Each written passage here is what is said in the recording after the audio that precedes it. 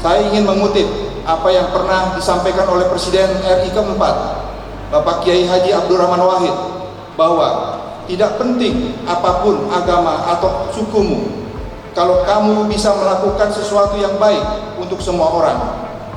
Orang tidak pernah bertanya apa agamamu, serta semakin tinggi ilmu seseorang, maka semakin besar rasa toleransi.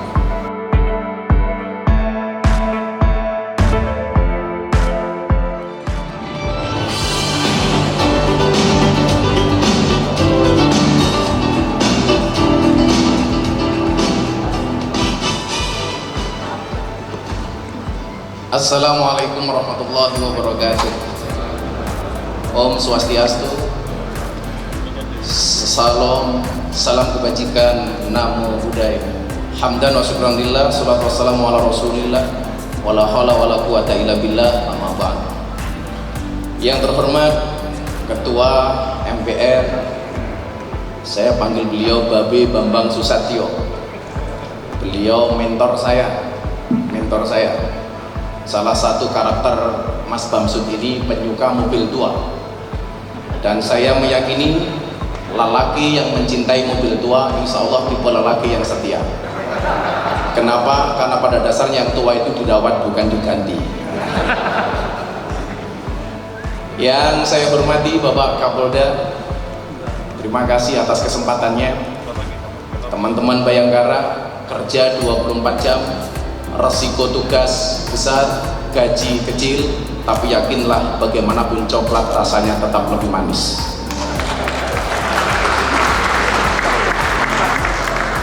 Kenapa saya ngomong demikian? Supaya honornya ditambah. Bapak Wakil Gubernur yang saya hormati, Bapak Pangdam yang hari ini diwakili Bapak Danrem, teman-teman saya dari FKUB, sahabat-sahabat saya mahasiswa, maupun khusus untuk teman-teman saya dari Papua, NKRI, harga mati Papua tetap di hati. Dan para hadirin yang berbahagia, saya biasanya harus pakai kacamata, tapi tadi saya disindir sama Mas Bamsud, Gus sekali-kali dilepas. Kenapa Mas? Kok saya lihat kayak tukang pijet. Maka karena Mas Bamsud minta, ya saya lepas saja. Kenapa Pak Kapolda saya sering pakai kacamata hitam? Karena saya biasa pengajian di klub malam. Apakah tujuannya untuk melindungi pandangan? Tidak Pak, supaya kalau ngelirik tidak kelihatan. Bapak Ibu yang saya muliakan, saya mencatat ada 4 akar masalah seseorang itu sakit atau dapat masalah. Yang pertama adalah pola makan, yang kedua adalah pola pikir, yang ketiga adalah pola hidup, dan yang keempat adalah kebanyakan pola. Hari ini saya akan fokus menyampaikan tentang pola pikir. Tentunya pola pikir dalam ranah kebinekaan, dalam ranah toleransi. Bagaimana beberapa waktu yang lalu saya dihabisi di media sosial gara-gara ceramah saya di peresmian GBI, Gereja Bethel Indonesia, di Penjaringan, Jakarta Utara. Yang saat itu saya menyampaikan orasi kebangsaan, menjaga kebinekaan di tengah-tengah pluralisme yang ada di Indonesia. Saat itu jutaan kali video itu ditonton, bahkan nama Gus Miftah sempat trending di Twitter beberapa hari. Begitu banyak komentar, salah satunya mengatakan Miftah kafir, hilang Islamnya gara-gara ceramah di gereja. Saya saat itu berpikir begini, kalau saya masuk gereja dalam rangka peresmian gereja saya dibilang kafir, gugur keislaman saya. Saya membayangkan betapa banyak orang Indonesia yang kafir gara-gara masuk Candi Prambanan dan Candi Borobudur. Karena mereka harus berwisata ke sana, bahkan dengan membayar untuk masuk ke Candi Prambanan dan Candi Borobudur. Maka pola-pola pikir seperti ini seharusnya perlu kita minimalisir. Dengan cara apa? Dengan cara memahami kebangsaan yang baik dan benar. Bapak Ibu yang saya muliakan, saya sering ditanya sama santri saya, apa kemudian yang mampu menyatukan bangsa ini walaupun kita berbeda secara suku, agama, ras, dan antar golongan? Kalau Eropa dan bangsa Arab hampir mudah untuk dipastikan mereka bisa bersatu. Kenapa? Karena mereka dipersatukan dengan bahasa yang sama. Bapak Ibu, Jazirah Arab, apa yang membedakan dengan bangsa kita Indonesia? Arab bangsanya cuma satu, Bapak Ibu. Bangsanya namanya bangsa Arab. Satu bangsa yang namanya bangsa Arab berdiri di atas banyak negara, dari Arab Saudi, Uni Emirat, dan lain sebagainya. Satu bangsa berdiri di atas banyak negara, dan mereka dipersatukan dengan bahasa yang sama, namanya bahasa Arab. Makanya lumrah kalau kemudian mereka bisa bersatu, dan ini pun mereka tidak bersatu. Bagaimana kemudian antar negara Arab hari ini bersaing, bahkan timbul peperangan seperti di Suriah, Yaman, dan lain sebagainya, dengan apapun itu motifnya. Padahal mereka hanya satu bangsa dan dipersatukan dengan bahasa yang sama. Kita bergeser ke Eropa. Eropa sama dengan Arab, satu bangsa yang namanya Euro, berdiri di atas banyak negara, dan mereka dipersatukan dengan bahasa yang sama, yaitu bahasa Inggris. Bahkan mereka punya satu mata uang yang sama, namanya euro. Maka lumrah kalau kemudian mereka mempunyai Uni Eropa. Kalau kemudian kita tarik ke Indonesia, apa yang membedakan antara Indonesia dengan Eropa dan Arab, bangsa Arab? Jelas perbedaannya sangat signifikan. Perbedaannya adalah Indonesia hadir dengan banyak bangsa, berdiri di atas satu negara namanya Indonesia. Coba kita lihat dari bangsa Bali yang punya kerajaan sendiri, Kalimantan punya kerajaan sendiri, Sriwijaya di Palembang dengan kerajaannya, belum lagi kemudian banyak bangsa-bangsa yang ada di tanah Jawa. Puluhan ribu bangsa yang ada di negara ini, tetapi hadir di atas satu negara yang namanya Indonesia. Puluhan bangsa, bahkan ratusan bangsa berdiri di atas satu negara yang namanya Indonesia. Pertanyaannya adalah, apa yang mempersatukan bangsa ini? Yang pertama, yang mempersatukan adalah rasa senasib dan sepenanggungan, senasib dan sependeritaan atas penjajahan 350 tahun yang kita alami. Dan yang kedua jawabannya adalah, kenapa begitu banyak bangsa bisa berdiri di atas satu negara dan bisa akur? Karena kita dipersatukan dengan satu ideologi yang sama, yaitu Pancasila. Makanya saya tadi sempat matur di depan Bapak Kapolda, kadang-kadang bangsa ini aneh. Orang yang melanggar narkoba dikasih julukan duta narkoba. Di Surabaya kemarin, orang melanggar masker dikasih julukan duta masker. Nah, saya kemana-mana ngomong Pancasila, sampai hari ini MPR belum memberikan julukan kepada saya duta Pancasila. Ini PR untuk ketua MPR. Maka Bapak Ibu yang saya muliakan, Pancasila sampai hari ini terbukti menjadi alat pemersatu bangsa. Bagaimana kemudian dengan pluralisme yang ada di Indonesia ini mampu diatasi dengan Pancasila? Maka seringkali saya sampaikan begini Bapak Ibu, bangsa Indonesia ini rumah besar, yang di dalam rumah besar itu terdapat banyak kamar. Minimal ada 6 kamar yang kemudian diakui oleh undang-undang.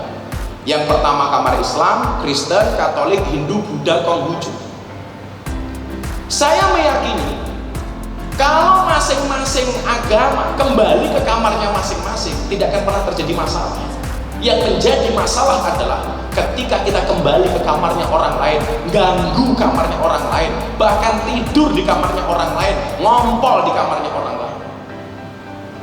Selama orang Islam kembali ke kamar Islamnya, orang Kristen kembali ke kamar Kristennya, orang Katolik kembali ke kamar Katoliknya, orang Hindu, sahabat-sahabat saya dari Hindu kembali ke kamarnya, orang Buddha demikian, orang Konghucu demikian, gak akan jadi masalah.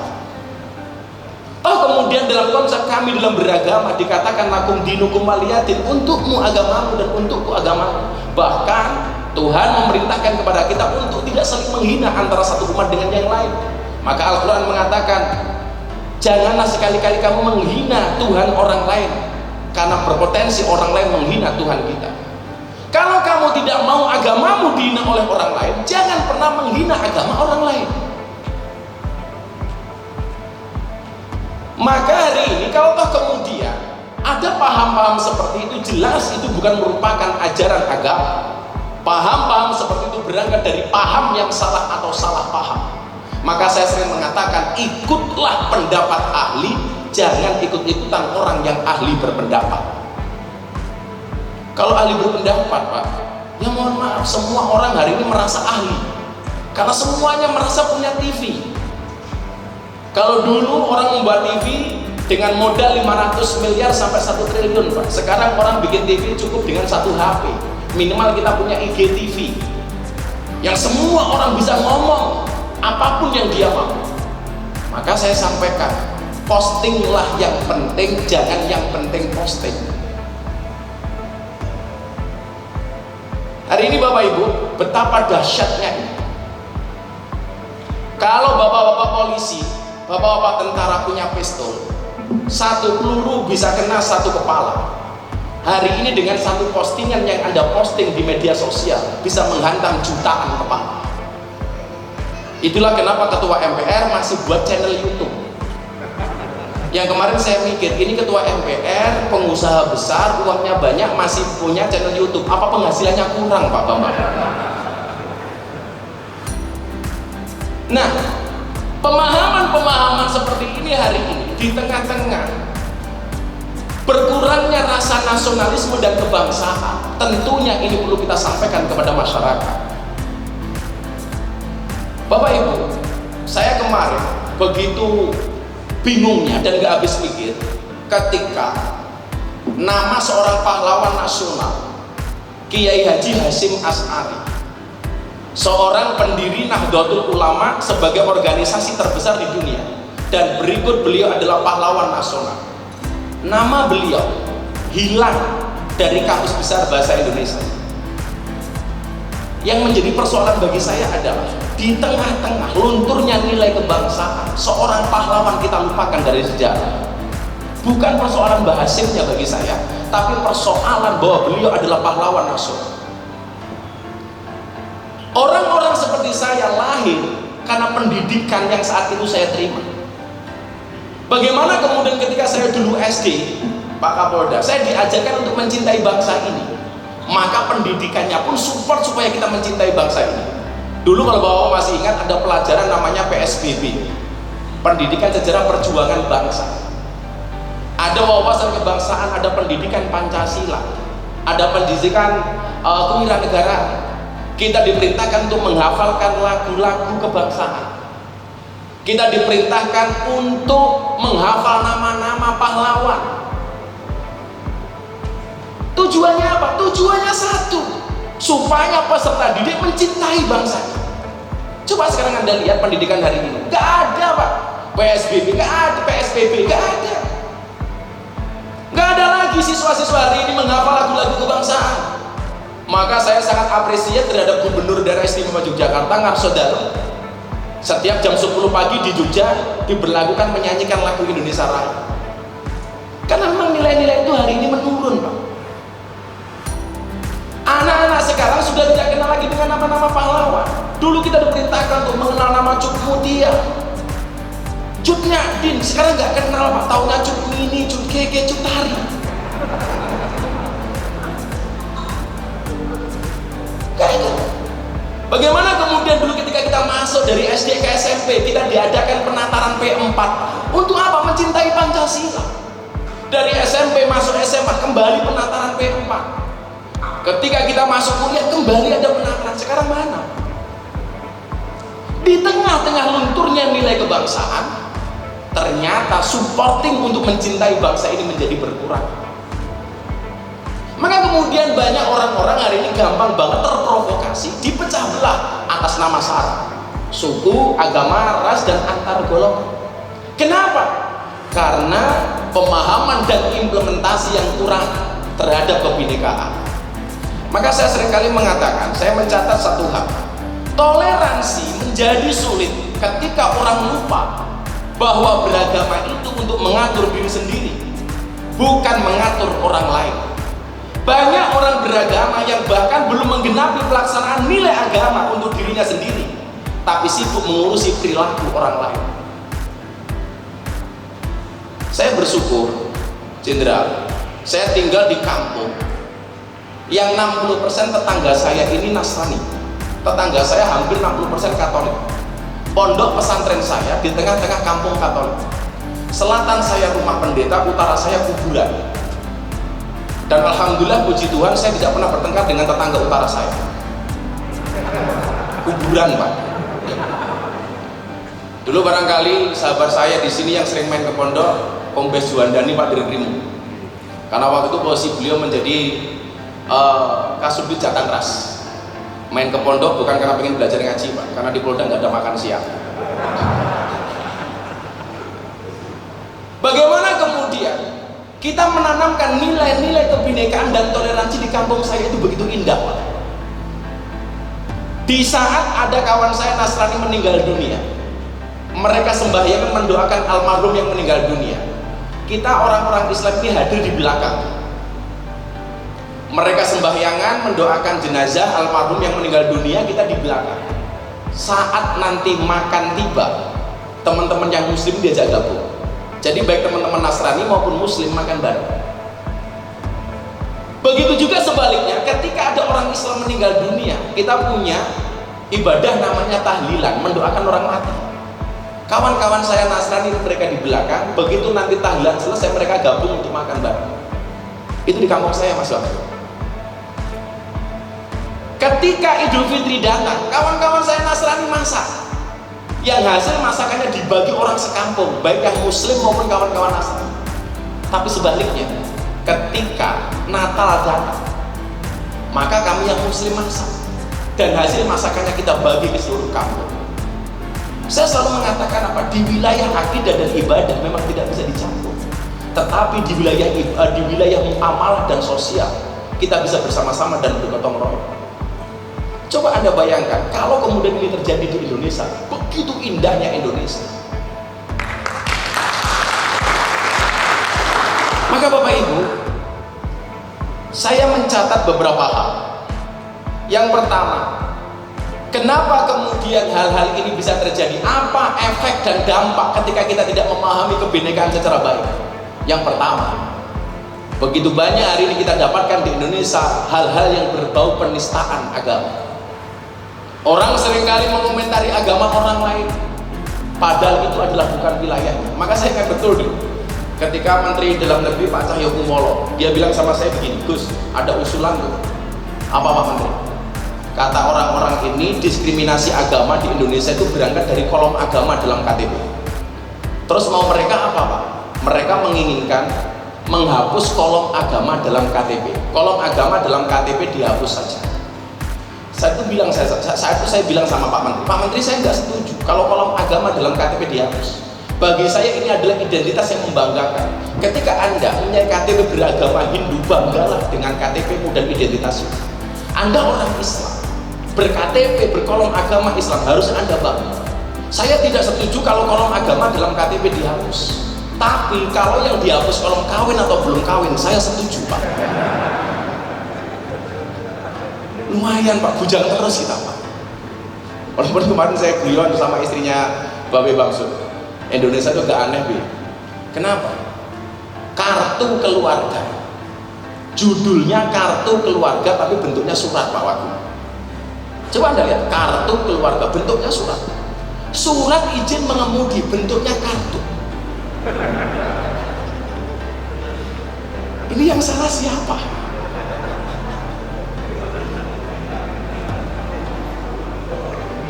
Dan yang membuat saya lebih bingung apa Pak? Semua identitas itu ada masa kadaluarsanya. SIM ada masa kadaluarsanya, KTP ada masa kadaluarsanya. Begitu surat nikah, nggak ada masa kadaluarsanya. Jadi orang-orang yang kemudian gagal paham terhadap kebinekaan, mereka akan gampang untuk menistakan agama orang lain. Maka disitulah kemudian ketika acara-acara keagamaan saya di pondok, saya sangat bersyukur kawan-kawan saya Nasrani, ada beberapa teman-teman Hindu di lingkungan saya, karena tempat saya dekat dengan Prambanan. Mereka bisa bergotong royong luar biasa.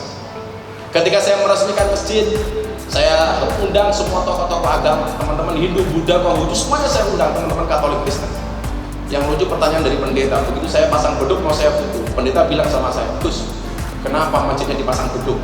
Gus, sekali-kali dipasang organ, piano kayak di gereja saya. Jawaban saya waktu itu adalah, Pak Pendeta, ini lucu, di masjid kok dipasang piano, sandal saja hilang Pak.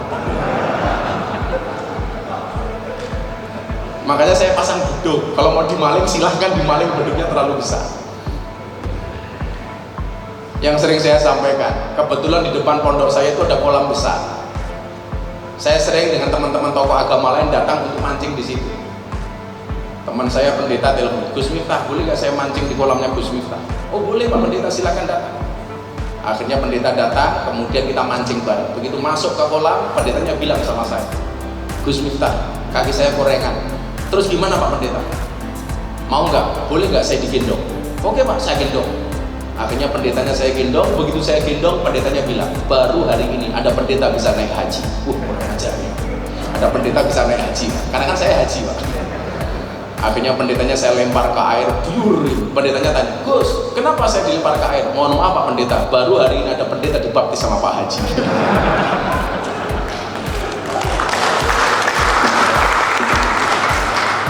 Jadi ada anggapan diskriminasi ini berangkat dari kolom agama dalam KTP. Saya nggak setuju. Tapi juga ada kemudian pandangan-pandangan terlalu berlebihan. Contoh begini, ada seorang ulama yang mengatakan di sebuah acara televisi, menurut saya semua agama itu benar, titik. Menurut saya kalimat ini benar tapi kurang tepat, kurang komplit. Semua agama itu benar bagi penganutnya. Kalau semua agama itu benar, titik, saya khawatir orang akan dengan mudah gonta-ganti agama. Katakanlah semua agama itu benar, titik. Nanti Pak Ketua MPR tiap hari ganti agama, Bang Juandani tiap hari ganti agama. Bang Juandani hari Senin Islam, hari Selasa Kristen, hari Rabu Katolik, hari Kamis Hindu, hari Jumat Buddha, hari Sabtu Darmo Gandul, hari Minggu Ganduli Mbak Darmo. Semua agama itu benar bagi penganutnya. Semua agama yang diakui oleh undang-undang berhak menjalankan perintah agamanya tanpa mendapatkan gangguan dari pihak manapun. Maka saya begitu cinta dengan Bali. Kenapa? Tahun 2018 kebetulan saya sudah 6 tahun waktu itu kajian di Bose VVIP Club Bali dengan anak-anak dunia malam, anak-anak klub malam, anak-anak dunia hiburan. Sebenarnya bukan klub malam sih Pak Kapolda, puskesmas, pusat kesenangan mas-mas. Dan pekerjaan mereka sebenarnya cuma satu Mas Bambang, mewarnai kehidupan rumah tangga orang lain. Karena rata-rata di Bali ini adalah karaoke keluarga berantakan. Saat itu saya minta izin kepada teman-teman Hindu. Awal-awal saya bikin pengajian di klub malam, karena kebetulan banyak karyawan dan mbak-mbak yang ada di sana beragama Islam. Saya ketemu dengan teman-teman saya pecala, tokoh-tokoh agama, tokoh-tokoh adat. Ini teman-teman saya di sini pengen menggelar pengajian di dalam kafe. Apakah kawan-kawan saya dari Hindu pecala membolehkan untuk saya melakukan itu? Dan mereka mengatakan, mangga Gus, gak ada masalah. Bahkan saya hadir di bandara dijemput oleh teman-teman pecala, teman-teman tokoh-tokoh agama, tokoh-tokoh ada di Bali. Bagi saya ini luar biasa. Maka saya sampaikan, beli kemiri, keliru merica, aku datang ke Bali dengan membawa cinta. Mas Bamsu tahu cinta itu apa? Cinta itu seperti air kencing di dalam kolam renang. Maksudnya apa? Wujudnya tidak nampak tapi hangatnya bisa dirasakan. Bapak-bapak yang saya muliakan, orang yang kemudian pemahaman kebinekaannya salah, dia melahirkan satu penistaan agama, kemudian yang kedua adalah intoleransi. Dan yang berikutnya adalah dari pemahaman kebinekaan yang tidak benar memunculkan paham-paham radikal. Saya beberapa waktu yang lalu diskusi dengan Kepala Badan Penanggulangan Terorisme BNPT, Badan Nasional Penanggulangan Teroris, Komjen Boy Rafli. Kebetulan kita diajak diskusi dengan Menteri BUMN Mas Erick Thohir. Yang kemudian hari ini membuat saya gelisah adalah paham-paham radikalis ini begitu banyak bertebaran di BUMN. Kenapa kemudian saya bersedih? Orang yang menggunakan fasilitas negara, makan uang negara, hidup dari gaji negara, justru kemudian digunakan untuk melawan negara. Dan ini betul-betul terjadi. Paham-paham keras. Maka kemudian menganggap semua orang lain salah, memunculkan tindakan-tindakan anarkisme, bahkan radikalis, bom dan lain sebagainya. Sampai saya sering guyon, Tersangka bom di Makassar itu begitu mati ditanya sama malaikat, kamu baptisnya apa? Sorry malaikat, saya Islam bukan Katolik. Nggak percaya pasti kamu Katolik? Enggak malaikat, saya Islam. Malaikatnya bilang, saya nggak percaya kalau kamu Islam. Islam kok matinya di gereja? Pusing buat malaikatnya. Bapak Ibu, kalau masuk surga itu semudah dengan meledakkan diri dengan sabuk yang dia pakai, saya meyakini orang yang punya sabuk tidak akan pernah memberikan kepada orang itu, pasti dipakai sendiri. Dan ini pemahaman yang salah. Maka saya tadi janji sama Pak Ketua MPR, karena beliau hadir di sini, nggak afdol kiranya sebagai Ketua MPR tidak hadir di tengah-tengah kita. Saya minta kursinya satu lagi dong, saya mau ngobrol sama beliau. Karena kebetulan acara saya di TV itu bukan sebagai ustadz tapi sebagai host. Kita sambut Ketua MPR Bapak Bambang Susatyo. Seorang Ketua MPR terhadap acara Polda Bali hari ini silaturahmi kebangsaan demi merawat kebinekaan dan keutuhan NKRI. Ya, jadi makasih Gus Miftah, Pak Kapolda, Pak Danrem, Pak Wakil Gubernur dan seluruh jajaran Polda Bali beserta para mahasiswa, tokoh adat yang mewakili forum rektor atau perguruan tinggi yang ada di Bali. Pertama, saya merasa bangga dan senang bahwa Polda mengambil inisiatif untuk merangkul semua elemen bangsa kembali meneguhkan dalam momen kebangkitan nasional ini 20 Mei untuk kembali mempertebal nilai kebangsaan kita dalam pertemuan silaturahmi kebangsaan antar umat beragama. Gus Miftah benar, Pak Kapolda juga benar bahwa tantangan bangsa ini ke depan adalah tantangan keberagaman kita. Bisa menjadi berkah, bisa menjadi musibah. Dan kita beruntung para pendahulu kita telah meletakkan dasar-dasar kita berbangsa dan bernegara dengan Pancasila. Itulah yang mempersatukan kita. Itulah tadi dijelaskan oleh Gus Miftah bedanya kita dengan Arab maupun negara-negara di Eropa. Mereka satu bangsa namun beda negara. Nah, kita berbagai macam bangsa tapi kita terikat dalam satu negara dengan filosofi atau dasar negara kita adalah Pancasila. Tantangan kita ke depan seperti yang Pak Kapolda sampaikan adalah berbagai macam ancaman perbedaan suku, bangsa, bahasa, agama. Ditambah lagi dengan kemajuan teknologi yang begitu luar biasa, sehingga kita perlu mawas diri dan tetap terus-menerus waspada menjaga keberagaman ini akan tetap menjadi berkah. Bapak sekalian, pandemi COVID ini kalau kita tidak salah atau tidak waspada dan tidak hati-hati betul bisa menjadi pemicu. Sebagaimana sejarah pandemi dunia bahwa setiap negara akan melewati setidaknya ada 4 fase. Yang pertama adalah fase krisis kesehatan yang sekarang kita sedang hadapi.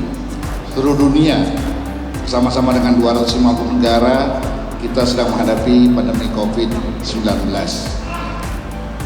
Ada yang tumbang berantakan, ada yang tetap survive, dan kita termasuk yang tetap survive.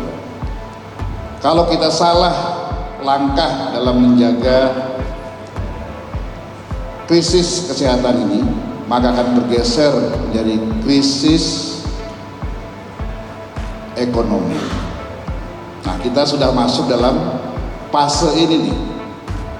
Makanya pemerintah tengah bekerja keras dan tugas kita di sini adalah menjaga agar suasana tetap kondusif. Ekonomi bisa tumbuh, investor bisa datang ke negara kita kalau jaminan keamanan, stabilitas itu dapat mereka rasakan. Pemerintah, Pak Presiden tengah bekerja keras bagaimana bisa mendatangkan setidaknya 5.900 triliun untuk mengejar pertumbuhan tahun ini bisa mencapai 4,3% agar kita tidak terpuruk dalam krisis ekonomi ini. Pertanyaan kita adalah apakah investor mau datang ke Indonesia kalau kita di sini terus bertikai antar umat beragamanya, antar suku, suku, adat istiadat kita bertengkar, nggak ada yang mau. Jadi patut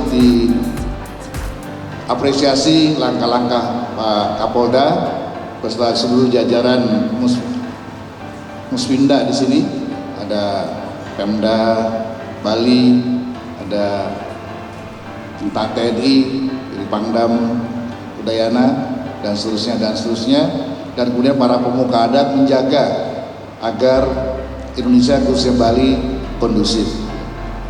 Kita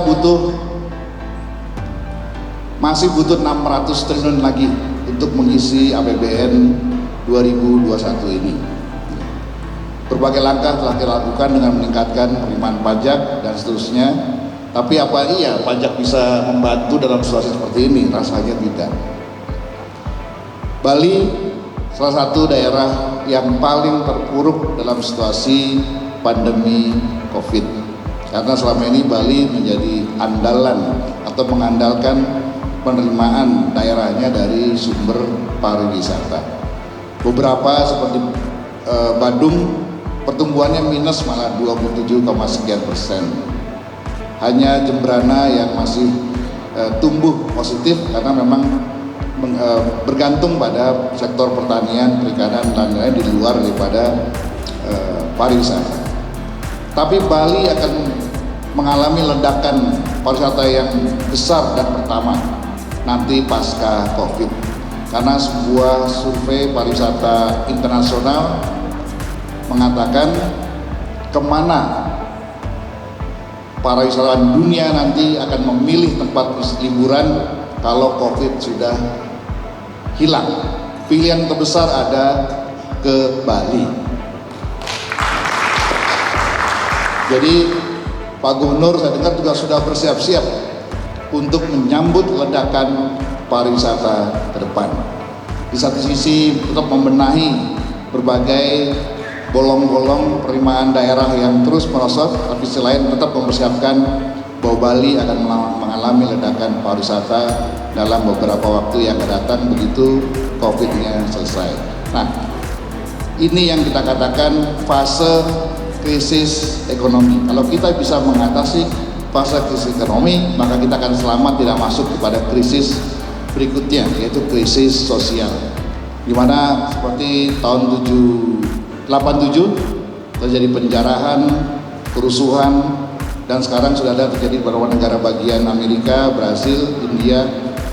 Kita harus berupaya sekuat tenaga Gus agar krisis sosial ini tidak terjadi di tanah air kita, terutama di Bali, dengan terus meningkatkan silaturahmi, nilai kebangsaan, silaturahmi antar umat beragama, karena pemicunya adanya di situ.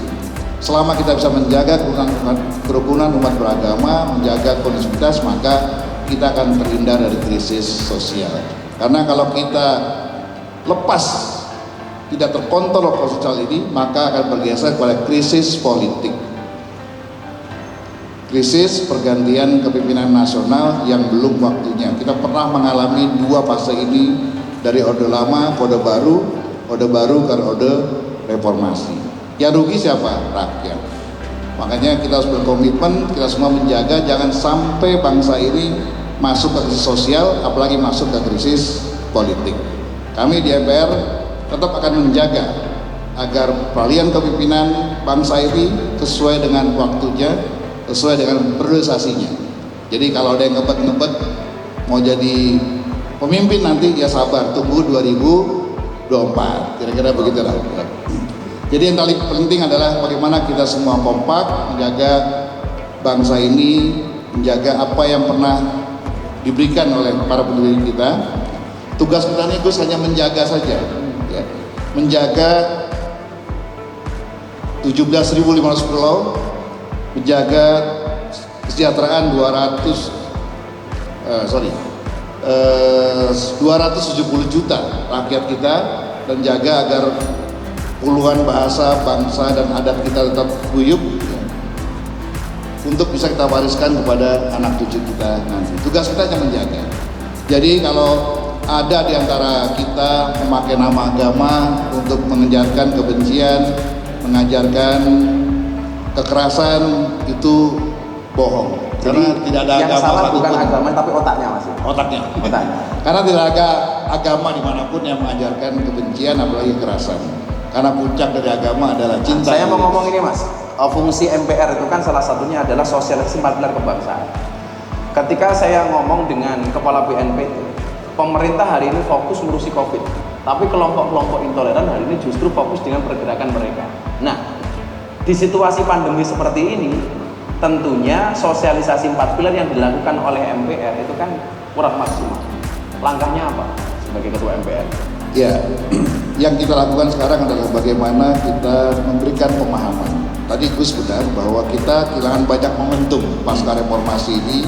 Sejak BP 7 dibubarkan, pelajaran P4 ditiadakan di setiap perguruan, di setiap itu kalau seandainya diadakan lagi bisa nggak Mas? Pak Jokowi telah memiliki komitmen. Kami di MPR sepakat dengan pemerintah akan kembali menghadirkan pendidikan moral Pancasila pada setiap jenjang pendidikan yang ada melalui perubahan undang-undang pendidikan yang sedang dibahas di. Kalau itu jadi dilakukan perlu diingat Mas, saya udah usul 5 tahun yang lalu. Itu usul saya bukan Pak Jokowi sebenarnya. Karena Bapak Ibu begini, saya melihat berita-berita hoax yang muncul di media sosial itu berangkat dari pemahaman kebinekaan yang tidak benar. Makanya waktu itu saya membuat kajian-kajian kebangsaan di seluruh sekolah dan perguruan tinggi di tanah Jawa supaya kemudian mereka memberikan pemahaman itu. Dan ternyata yang menjadi persoalan adalah mereka nggak tahu Mas PMP itu apa, itu nggak tahu. Pendidikan kebangsaan seperti apa itu nggak tahu. P4 apa itu nggak tahu. Lah, maksud saya Mas Bamsud dari ini hadir di sini di tengah-tengah pluralis seperti ini bisa nggak menyampaikan kepada pemerintah ini bisa menjadi agenda nasional? Iya, pemerintah telah menjawab Gus dengan membentuk BPIP, Badan Pembinaan Ideologi Pancasila, di mana Ketua Dewan Pembinanya Bu Megawati. Kedepan DPR bersama pemerintah akan merevisi Undang-Undang Pendidikan, melakukan penyempurnaan agar pendidikan moral Pancasila kembali diajarkan di setiap jenjang pendidikan dari mulai SD, SMP, SMA dan perguruan tinggi. Jadi sesungguhnya bangsa ini sangat rentan terhadap berbagai disinformasi seperti hoax misalnya. Sampai ada paradok yang mengatakan kalau mau menghancurkan bangsa Indonesia nggak usah kirim rudal Gus, nggak usah kirim kapal perang, kirim aja fitnah, selesai barang itu kan. Ngomong ini, Bapak Ibu saya mau tanya, siapakah yang membuat hoax pertama kali? Pembuat hoax pertama kali itu iblis, dan korbannya adalah Adam dan Hawa. Lah, iblis itu membuat hoax pertama kali dikeluarkan dari surga. Artinya kalau hari ini orang suka nyebar hoax, berarti dia haram masuk surga. Kemudian Di sana haram masuk surga dan di sini ditangkap sama Juanda. Karena itu termasuk hoax dan ujaran-ujaran kebencian, hate speech dan lain sebagainya. Nah, barangkali yang kemudian kalau dulu kan ada kunjungan kerja Mas, kunjungan kerja ke masyarakat untuk menyampaikan sosialisasi 4 pilar dan lain sebagainya. Nah, kalau musim COVID seperti ini bagaimana cara MPR? kita melakukan dengan berbagai metode seperti Zoom, kemudian hybrid, ada yang terbatas fisik, tapi selebihnya adalah virtual. Seperti hari ini sebagian hadir fisik, sebagian para hybrid Kapolres mengikuti melalui Zoom. Betul Pak Kapolda ya? Jadi sebenarnya apa yang terjadi hari ini kita perkirakan baru sampai nanti 20 tahun yang akan datang. Karena COVID telah mempercepat kemajuan teknologi, pengimplementasian kemajuan IT seperti sekarang ini. Jadi lebih efisien sekarang, hidup kita lebih efisien. Saya yakin dan percaya Pak Kapolda sekarang nggak terlalu capek untuk melakukan koordinasi dengan seluruh Polres dan Polseknya. Cukup kontrol tiap hari, tiap jam, tiap menit, melalui Zoom, melalui komunikasi langsung. Ya. Begitu juga dengan Pak Kapolri mengendalikan 34 provinsi, sekian ratus Polres dan Polsek cukup melalui video conference. Jadi begitu banyak kearifan lokal yang kemudian kita bisa pelajari Bapak Ibu. Termasuk saya dulu bertanya-tanya, kenapa orang Bali itu kalau buat udang itu yang bagian kanan Pak Wagub ya, ini kok jauh lebih tinggi daripada bagian kiri? Mas Kenapa tuh? Pak Wagub. Saya waktu itu bertanya-tanya sampai kemudian saya ketemu dengan teman-teman saya di Bali. Iya Gus, kenapa kalau kita buat udang, mohon diluruskan kalau saya salah Pak Wagub, ini yang bagian kanan jauh lebih tinggi daripada yang sebelah kiri, karena yang kanan ini adalah kebajikan. Karena apapun itu kebaikan tidak boleh dikalahkan dengan kemungkaran. Itulah hebatnya filosofi yang ada. Lah, ngomong soal filosofi, kalau Bapak Ibu terutama dari warga Jawa Mas Bamsud, orang Jawa itu dulu Pak mengajarkan kita cinta negara dengan cara apa? Pasang merah putih di Bandar Kayu Tengah Mas. Jadi kalau Bapak Ibu yang barangkali pernah mendengar cerita ini, dulu orang-orang Jawa itu mengajarkan kita cinta negara dengan cara memasang merah putih di kayu tengah di Bandar. Ketika kemudian saya tanya, kenapa kok seperti itu? Guru saya dari Pekalongan, kebetulan beliau Wantimpres, Habib Lutfi bin Yahya, beliau mengatakan, karena di zaman Belanda ketika kita masang merah putih di depan rumah, ini akan secara otomatis diturunkan oleh Belanda. Bahkan kita diancam bunuh oleh Belanda. Maka cara mereka mencintai bangsa ini mengajarkan mencintai kepada generasi seperti kita mencintai bangsa dengan masang merah putih di situ. Begitu luar biasanya kearifan yang ditinggalkan oleh orang tua kita dulu. Lah maksud saya adalah semangat seperti ini yang kemudian hari ini harus kita tularkan kepada generasi berikutnya. Menurut Mas Bamsud, Rasa kebangsaan itu yang pertama dia harus dapatkan dari lingkungan terdekat, yaitu orang tua. Makanya orang tua harus waspada betul kehidupan anak-anaknya sekarang, karena sekarang ini serangan informasi nggak bisa kita bendung lagi sampai ke ruang-ruang pribadi kita, ke ruang kamar-kamar anak kita tanpa kita ketahui apa yang dia baca, apa yang dia lihat. Sehingga menanamkan nilai-nilai kebangsaan itu tidak cukup dengan memberikan perintah, memberikan bacaan, tapi dengan contoh, dengan keteladanan. Di rumah orang tua harus memberikan keteladanan kepada anak-anaknya.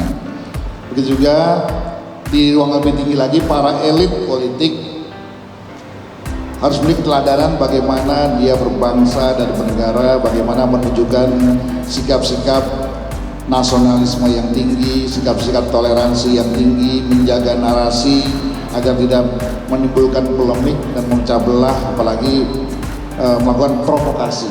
Jadi contoh-contohnya sebetulnya pelajaran Pancasila, kebangsaan tidak cukup hanya meminta atau kita meminta mereka membaca, tapi kita lah sebagai termasuk dari lingkungannya. Makanya saya bilang kalau anakmu dilamar sama TNI Polri dikasih. Alasan sederhana, kenapa? NKRI saja dijaga apalagi anakmu. Jadi barangkali yang pengen saya sampaikan Bapak Ibu di penghujung acara kita ini, karena beliau juga harus meninggalkan acara ini, begitu banyak pola dan cara yang bisa kita lakukan. Bagaimana kemudian bangsa ini kembali dengan generasinya itu mencintai bangsa ini. Tadi kalau Mas Bamsud bilang termasuk contoh-contoh dari elit politik. Saya kebetulan keliling di Indonesia. Saya punya acara namanya Orasi, obrolan seputar realita dan masalah hati. Saya jadikan sebagai kampanye untuk kebinekaan. Dan ternyata pemicu kadang-kadang adanya gesekan-gesekan di bawah itu karena contoh elit yang kurang bagus, termasuk perilaku elit yang suka korupsi. Makanya saya itu semangat, jadi pejabat itu harus kaya dulu seperti Bamsud.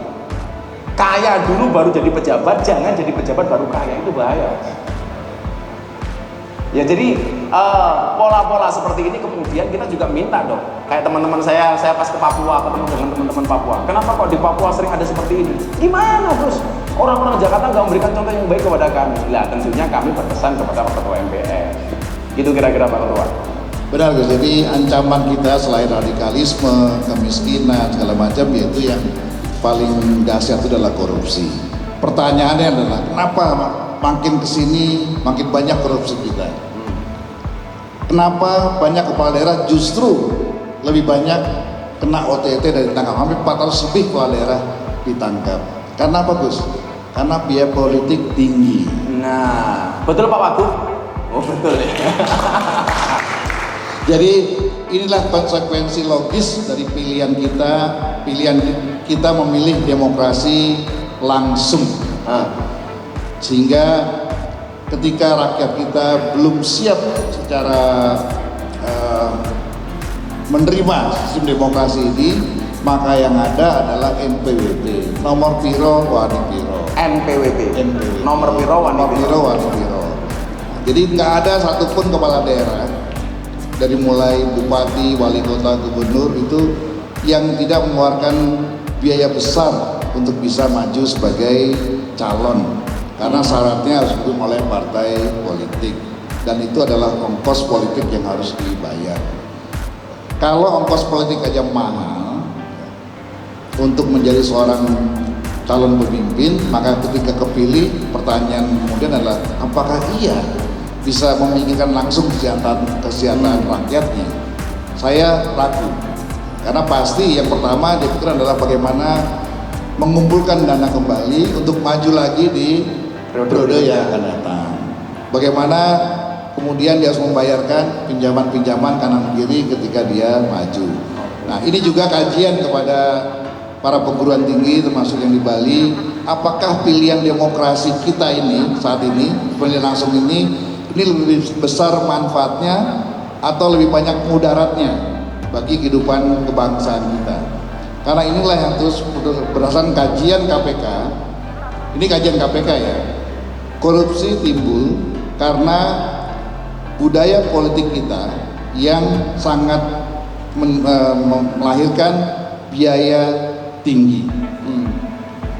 Kalau ini bisa kita eliminir, maka saya yakin dan saya percaya tingkat korupsi, indeks korupsi kita bisa ditekan dengan rendah. Ya mudah-mudahan saja ke depan makin hari rakyat kita makin sadar bahwa kita ini selama ini terjebak pada demokrasi angka-angka. Yang dikejar oleh para pemimpin kita adalah angka untuk mengalahkan lawan-lawan. Jadi bukan mengejar aspirasi yang bagus bagi rakyat dari rakyatnya, tapi mengejar angka-angka. Jadi sekarang ini kita terjebak, Pak Kapolda, terjebak pada demokrasi angka-angka. Inilah yang harus menjadi evaluasi kita, apakah kita masih ingin meneruskan sistem demokrasi seperti ini atau kita kaji kembali, kita kembali kepada sila keempat kita. Tapi baik korupsi yang dipimpin oleh hikmat kebijaksanaan dalam Permusyawaratan Perwakilan. Tapi baik korupsi maupun COVID-19 itu solusinya sama, Mas. Korupsi dan COVID-19 solusinya sama, cuci tangan. Cuci tangan. Oh, cuci tangan. Ya kan korupsi hilang karena cuci tangan, Mas. COVID-19 juga sama karena cuci tangan. Saya sering guyon Pak Kapolda. Saya itu protes, kenapa banyak pejabat yang korupsi? Yang salah itu guru TK, Mas. Gara-gara dulu masuk TK kita diajarkan cerita judulnya Kancil Nyolong Timun. Cerita ini bagusnya di mana dan selalu berulang diceritakan kepada anak-anak cucu kita. Karena masa TK-nya dia diajari cerita judulnya Kancil Nyolong Timun, begitu jadi pejabat ya akhirnya maling kayak kancil, Mas. Tapi apapun itu, Pak, DPR yang korupsi itu besok termasuk surga, Mas. Jadi begitu DPR yang korupsi, ada kepala daerah yang korupsi itu masuk surga. Ada tokoh agama dari Hindu protes, malaikat itu kenapa ada DPR korupsi dia termasuk surga? Jawaban malaikat apa? Pak tokoh Hindu, DPR itu masuk surga, iya, tapi hanya kunjungan kerja. Jadi ya ini langsung balik meneh, Mas. Oke Gus, jadi terakhir sebelum kita tutup, saya ingin menyampaikan bahwa kita perlu mengkaji kembali sistem demokrasi yang kita pilih hari ini. Ya. Jadi kalau kita pilih kembali seperti dulu bukan berarti kemunduran, tapi kita berupaya untuk menyelamatkan bangsa kita dari arah demokrasi yang sebetulnya banyak mengorbankan banyak hal. Yang pertama tidak hanya soal masalah korupsi yang meningkat, perceraian juga meningkat. Setiap pilkada itu pasti banyak yang cerai. Kenapa? Karena pilihan suami istri kadang-kadang berbeda. Kemudian keterbelahan. Kita kemarin hampir saja terjadi peristiwa yang sangat memiriskan kita. Keterbelahan 0102. Sekarang 0102 sudah bersatu, tapi di bawahnya masih tetap terjadi polarisasi. Inilah yang kami sedang pikirkan bagaimana kita memikirkan sebuah sistem yang tetap demokratis tapi tidak mengorbankan nilai-nilai kebangsaan kita, mengorbankan nyawa rakyat kita, menilaikan masa depan masyarakat kita. Saya kira itu Gus. Terima kasih. Mari kita jaga apa yang telah menjadi warisan para pendahulu kita. Mungkin di antara kita banyak yang berbeda keimanannya, tapi percayalah kita semua disatukan di rasa kemanusiaan. Sekian, Terima kasih Ketua Wassalamualaikum warahmatullahi wabarakatuh. Terima kasih Mas Bamsud. Kita memang beda secara agama, ras dan golongan, tapi kita disatukan dengan ideologi yang sama, yaitu Pancasila di tengah-tengah negara kesatuan Republik Indonesia. Bapak-bapak yang saya muliakan, caramu melakukan sesuatu bukanlah satu-satunya cara. Hargailah cara pandang yang orang lain. Kamu mungkin benar, tetapi mereka juga tidak salah. Pentingkan introspeksi, bukan interpretasi. Mawas diri, bukan harga diri. Toleransi, bukan arogansi. Amanah, bukan amarah. Meminta maaf, bukan meminta perhatian. Dengan pemahaman akan perbedaan, kita akan menjadi peka, merasa penting adanya tenggang rasa, toleransi, dan menghargai perbedaan.